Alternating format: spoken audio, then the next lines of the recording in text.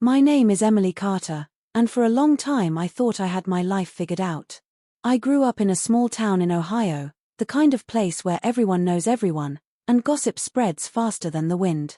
I was the middle child of 3, with an older brother named David and a younger sister named Claire. My childhood was ordinary in many ways, but David always stood out as the protective older brother.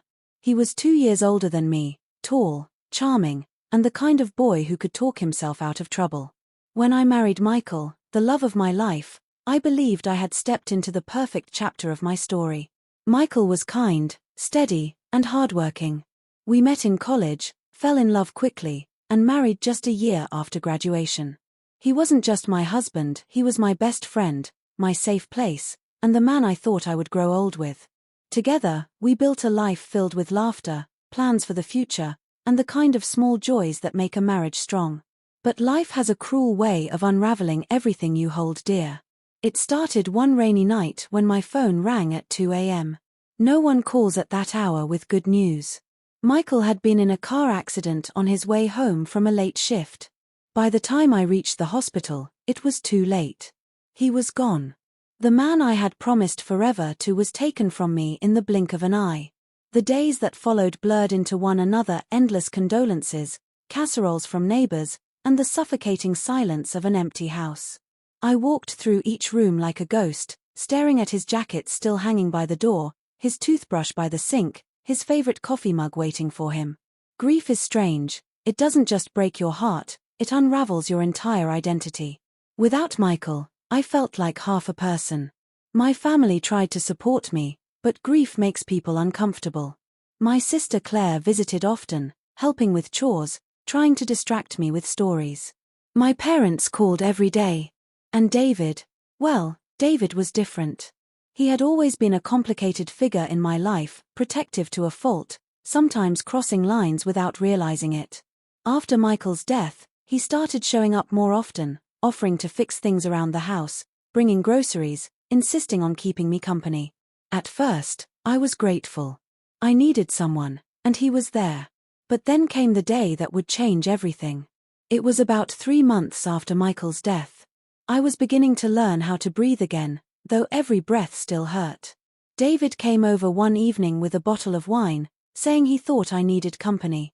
We sat in the living room, the TV flickering in the background, as he poured me a glass. We talked about childhood memories, about Michael, about how unfair life could be. For a moment, it felt almost normal, 2 siblings trying to make sense of the world. Then David grew quiet.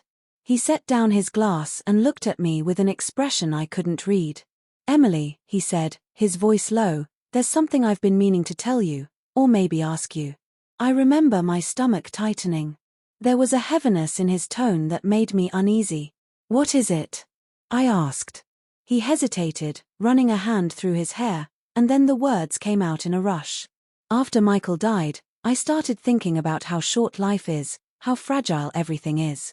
I don't want to waste time anymore. I've always cared about you more than a brother should. And now, I want you to be with me." For a moment, I couldn't breathe. The room seemed to spin, the wine glass slipping in my hand. "David," I whispered, my voice trembling. "What are you saying?"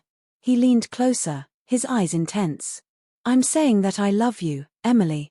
I've loved you for years. And now that Michael's gone, maybe this is fate's way of giving us a chance." I felt as though the ground had been ripped out from beneath me. My own brother. My protector. The person I had trusted all my life, saying something so unthinkable. "David, no," I said firmly, setting down my glass. "That's not love. That's not right. You're my brother." But he didn't back down. Instead, he looked almost desperate. "Why not? We've always had a connection. People fall in love in unexpected ways all the time. I can take care of you, Emily. I can give you the life Michael would have wanted for you." Tears burned my eyes, but not from grief this time, from anger, shock, and betrayal. "Michael would never have wanted this," I snapped. "And I don't want this. I need you as my brother, nothing more." For a long, heavy moment, we just stared at each other. Then he stood, his face hardening. Without another word, he grabbed his coat and walked out, leaving me in stunned silence. That night, I cried harder than I had in months. Not just for Michael, but for the realization that my family was no longer the safe place I thought it was. And that was only the beginning.